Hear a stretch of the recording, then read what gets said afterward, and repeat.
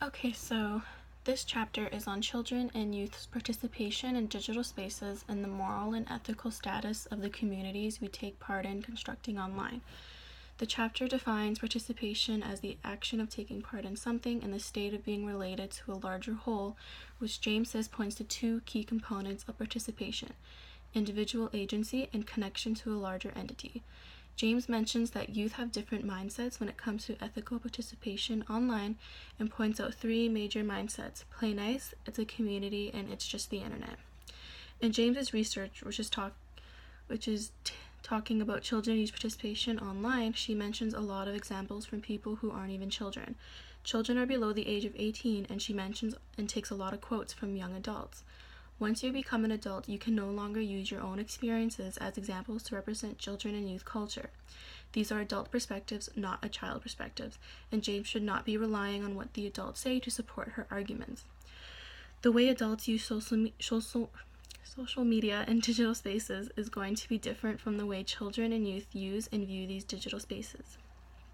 The whole chapter is talking about the negatives of using these spaces and rarely points out the positive.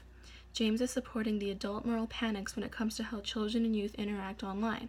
Participation is one of the 3 Ps in the UNCRC, and that participation is a fundamental right of the child. Article 13 is freedom of expression and mentions how children have the right to get and share information as long as the information is not damaging to them or others. Children have the responsibility to also respect the rights, freedoms, and reputations of others. It includes the right to share information in any way they choose, including by talking, drawing, or writing. I think this article relates to James's mindset of it's a community.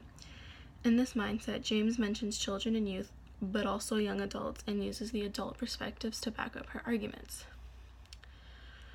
However, if she looked at the child's participation in the online community, it would have been more relevant. This Article 13 is giving agency to children to express themselves how they want and to participate. Children participate in online communities, and through this they can achieve agency and have a voice to be heard.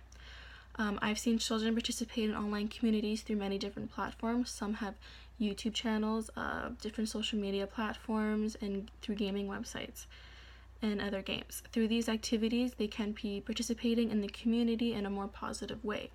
James needs to look at the different ways children and youth participate in these online communities.